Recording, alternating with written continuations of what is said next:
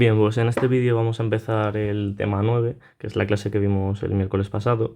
Entonces, para aquellos que no estuvierais, bueno, esto simplemente es un repaso de la introducción, la diferencia entre cambios físicos y cambios químicos. Los cambios físicos son aquellos en los que no se produce un cambio en el compuesto químico, por así decirlo, y sin embargo los cambios químicos, ahí el compuesto químico cambia y da otros compuestos químicos. Así que el tema vamos a empezarlo con una serie de conceptos básicos. Para ello, vamos a definir reacción química como lo que estamos diciendo. Tenemos unos compuestos de partida, los que llamamos reactivos, y esos dos reactivos sufren un reagrupamiento de sus átomos, dando lugar a unos compuestos con propiedades físicas y químicas diferentes que llamamos productos. Para representar los reactivos vamos a utilizar, como hemos visto ya, las fórmulas químicas. Para empezar a hablar de las reacciones hay que comentar una de las leyes más famosas de la química, que es la ley de Lavoisier. Lavoisier fue uno de los padres de la química, los que, por así decirlo, sentó los pilares de la química como ciencia, y tras muchos experimentos lo que comprobó fue que la masa de todos los reactivos, que vamos a llamar el sumatorio de MR, esa masa, cuando tú hacías una reacción, cuando la pasabas inicialmente y luego después de la reacción y ver que habían cambiado los compuestos a productos, volvías a notar la masa, esa masa coincidía.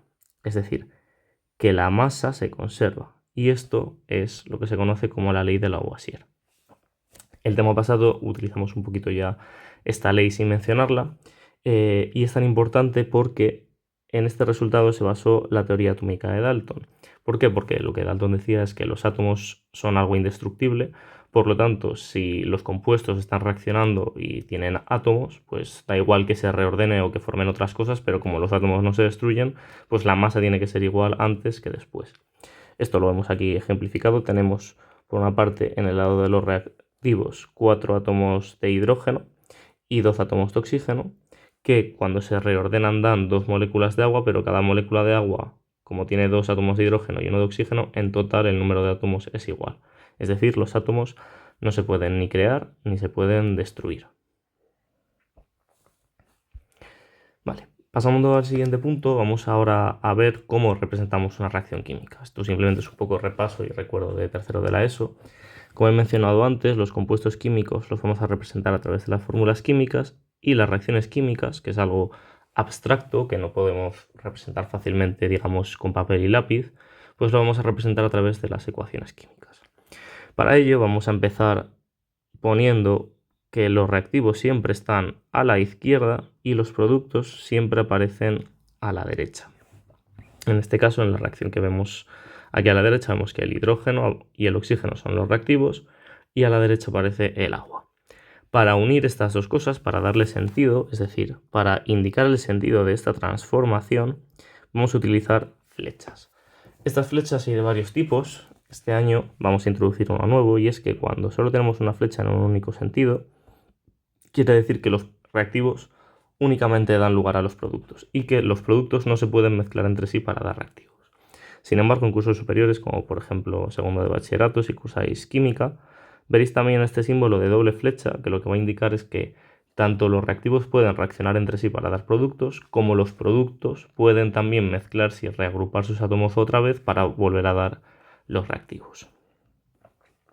Bien, después de colocar los reactivos y la flecha, vamos a una cosa que es un poco más secundaria, que es indicar los estados de agregación de las sustancias. Estos estados de agregación se ponen detrás, es decir, a la derecha de la fórmula química, y se indica entre paréntesis, teniendo pues el estado gas, el estado líquido, el estado sólido, y cuando el compuesto está en una disolución acuosa, pues ponemos el símbolo AC o AQ, dependiendo si utilizamos la terminología española de acuoso o de inglés aqueous. Por último, el último aspecto que tenemos que considerar al hacer una reacción química es precisamente que satisfaga la ley de Lavoisier, es decir, que tengamos el mismo número de átomos a un lado, es decir, en reactivos, que al otro en productos. Para ello, tenemos que colocar un número que va a ir delante de cada compuesto, es decir, a su izquierda, para conseguir que se cumpla esta ley de Lavoisier, que haya el mismo número de átomos de un lado que de otro. Estos números siempre van a ser números positivos y van a ser enteros o racionales, es decir, puede ser 2, 3, pero también puede ser 7 tercios, 5 medios o cualquier otro número que os imaginéis. Con racional recuerdo que nos referimos a números que no tienen infinitos decimales cuando se hace el cociente. Estos números que se colocan delante, es decir, a la izquierda de los compuestos, reciben el nombre de coeficientes estequiométricos. Entonces aquí tenéis pues, la reacción del hidrógeno con el oxígeno para dar agua. Para que se cumpla la ley de Lavoisier, pues tenemos que poner aquí como coeficiente estequiométrico el 2. Si no hay ningún numerito, se considera que el número es 1, el coeficiente estequiométrico es 1, y eso para dar 2 de agua. Entre paréntesis se ponen los estados de agregación. Hidrógeno y oxígeno son moléculas que normalmente en las condiciones que se estudian están en gas, y el agua se estudia en estado líquido, aunque también podría estar en estado gaseoso, incluso en sólidos si estamos en un hielo. Y la flechita de la reacción. Como digo aquí, los estados de agregación es algo un poco más secundario y a veces vais a ver que no siempre se escriben y que pueden omitirse. ¿De acuerdo? Bien, ahora que sabemos representar las reacciones químicas, nos queda una cosa importante, que es cómo se lee una reacción química, cómo se interpreta. Pues bien, la interpretación más directa es pues que simplemente miramos el compuesto, miramos el coeficiente estequiométrico, y en este caso diríamos que dos moléculas de hidrógeno reaccionan, es decir, se mezclan con una molécula de oxígeno para dar dos moléculas de agua. Esa sería la interpretación microscópica primera, por así decirlo. Sin embargo, del tema anterior hemos visto que es imposible coger dos moléculas de hidrógeno con una molécula de oxígeno para dar dos moléculas de agua. Eso no es operativo porque las cantidades que habría que coger son tan infinitamente pequeñas que es inviable. Es por esto que tenemos que intentar encontrar una forma un poco más sencilla, sobre todo a la hora de trabajar, y esa forma la encontramos sabiendo que el número de moléculas de algo es proporcional al número de moles. Y concretamente, un mol de, por ejemplo, hidrógeno va a contener exactamente un número de moléculas que es igual al número de moléculas que haya de cualquier otra sustancia. Es decir, que es mucho mejor leer una reacción química en términos de cantidad de sustancia que como por ejemplo en moléculas, aunque en moléculas siempre vamos a acudir a esa visión.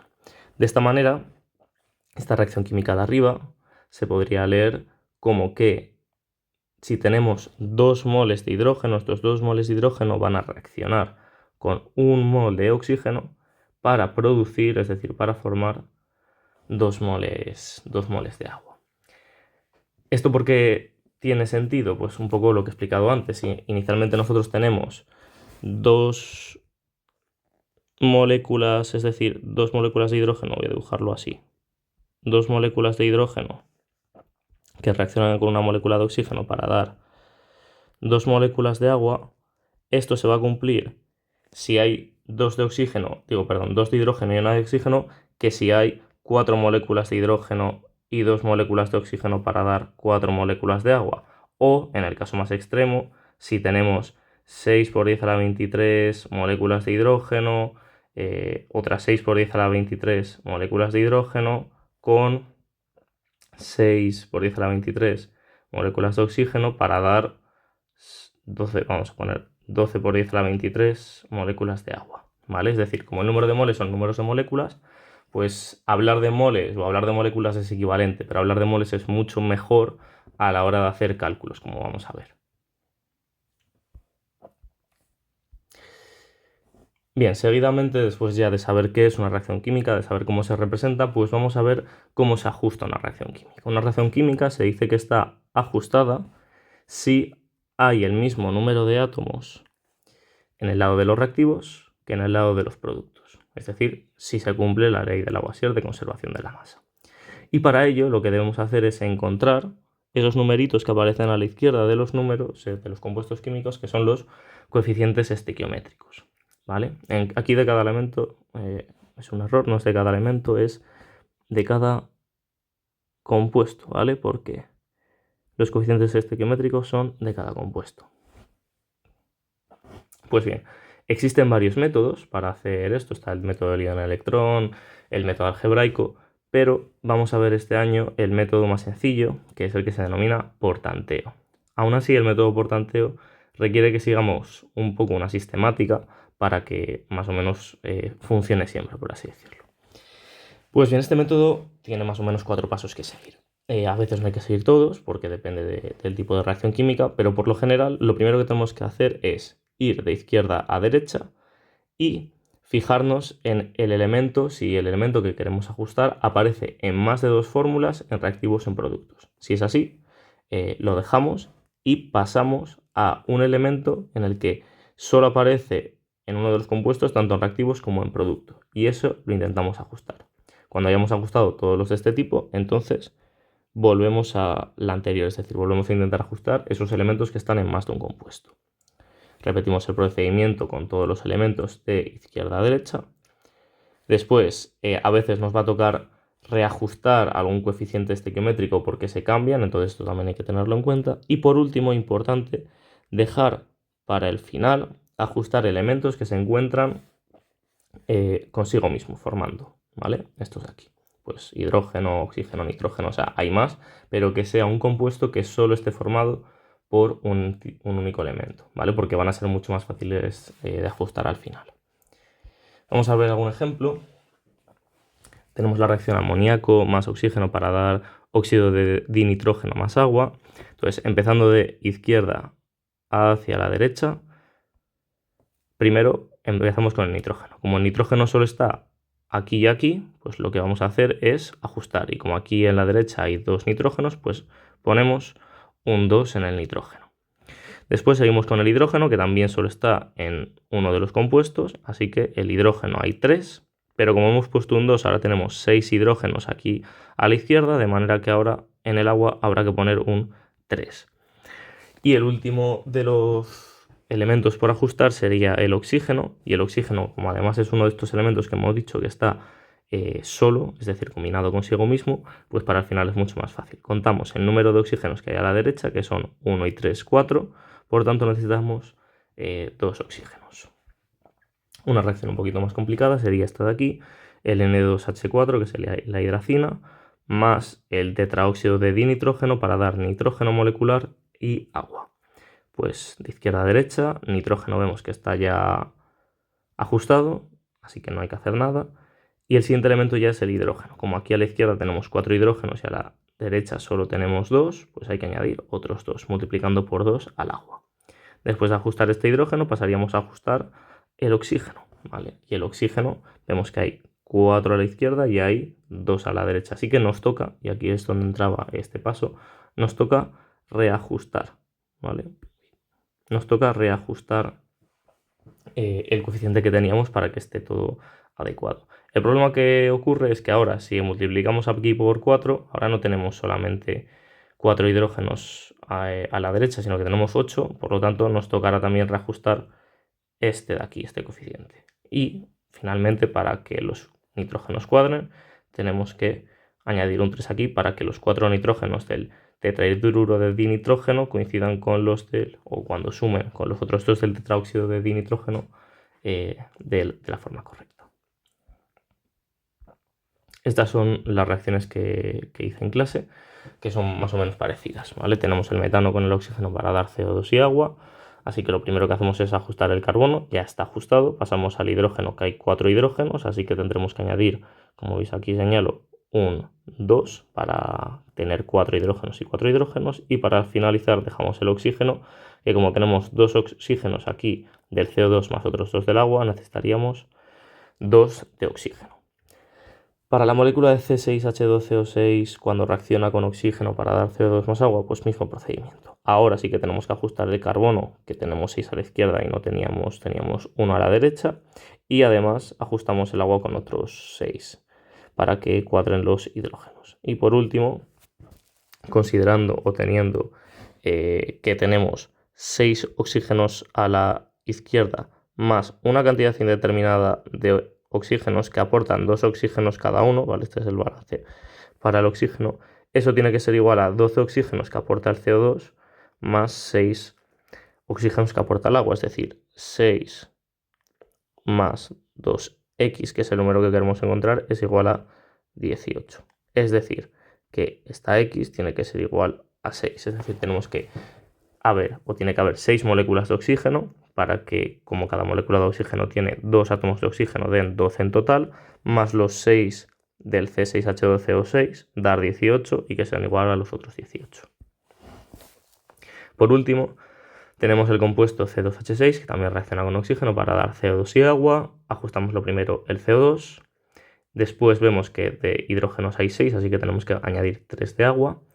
Y ahora lo único que tenemos que hacer es ajustar el oxígeno. Y aquí es un poco más complicado, entre comillas, al principio de ver, porque hay que encontrar un número que multiplicado por 2 dé un total de 7, por los 4 del CO2 oxígenos más los 3 del agua.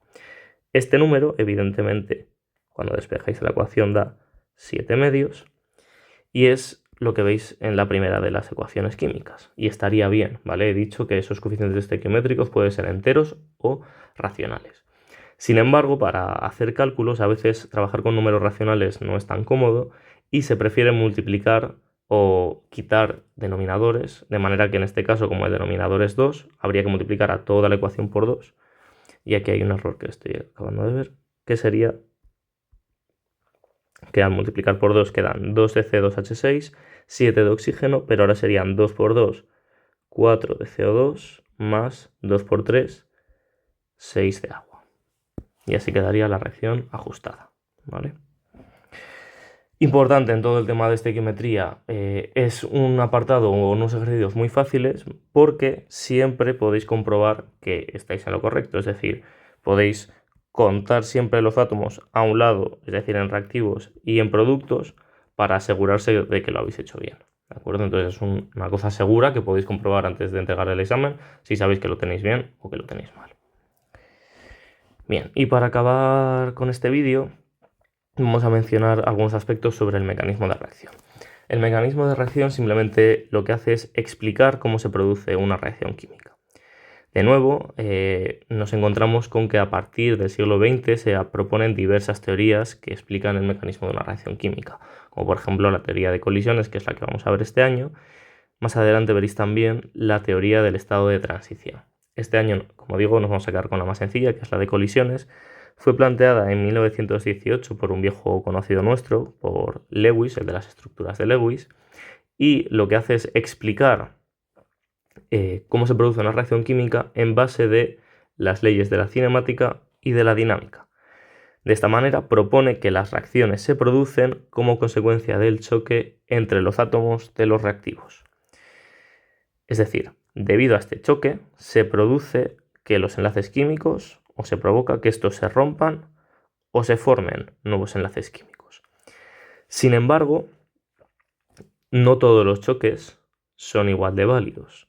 ¿Por qué? Pues porque imagínate, tú lanzas desde 10 centímetros un vaso de vidrio y no le va a pasar nada. Pero si lo lanzas desde una altura mucho mayor, va a tener mucha más energía y por tanto vas a provocar que se rompa. De esta manera los choques tienen que tener una energía mínima para que se produzcan y además en el caso de las moléculas también requieren una orientación adecuada.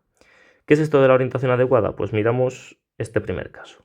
Imaginamos que estamos haciendo reaccionar el monóxido de nitrógeno con el ozono para dar otro compuesto.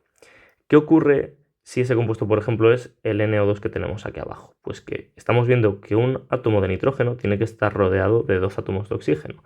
Para que se produzca esta molécula, lo que ha tenido que pasar es que el nitrógeno ha tenido que chocar directamente con los átomos de oxígeno.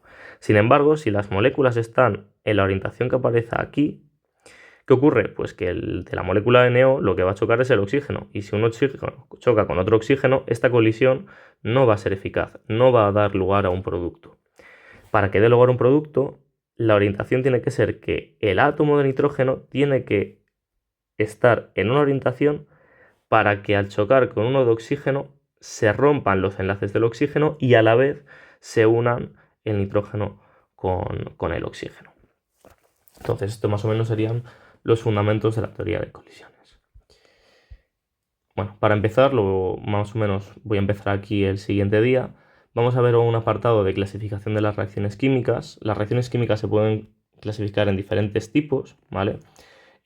Siguiendo o atendiendo a diversos criterios. Algunos de estos criterios pues, son los siguientes. Por ejemplo, el más tradicional es en base a la estructura, es decir, en base a qué estructura tengan los reactivos y los productos.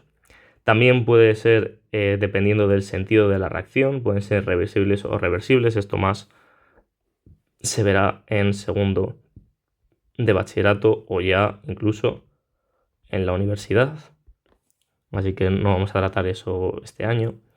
Algo importante y que sí que veremos es que las reacciones se pueden clasificar en endotérmicas o en exotérmicas dependiendo si la reacción absorbe energía, es decir, enfría el entorno, o emite energía, es decir, lo calienta. Dependiendo también de cómo sean de rápidas las velocidades, hay reacciones que son muy rápidas, por ejemplo las combustiones. Si no fueran rápidas las combustiones, pues no podríamos ir montados en coche. O las hay que son lentas, como por ejemplo la oxidación de un hierro o de un metal. Y por último, tenemos las reacciones que dependen de la naturaleza de los reactivos y de los productos. Y aquí tenemos las reacciones redox, las reacciones ácido-base y las reacciones de precipitación. Este último de combustión no es en realidad un tipo de la naturaleza de los reactivos y, como veremos, simplemente es un tipo o un subtipo de la reacción redox. Así que el martes que viene empezaremos ya con estudiando los tipos de reacciones según su velocidad.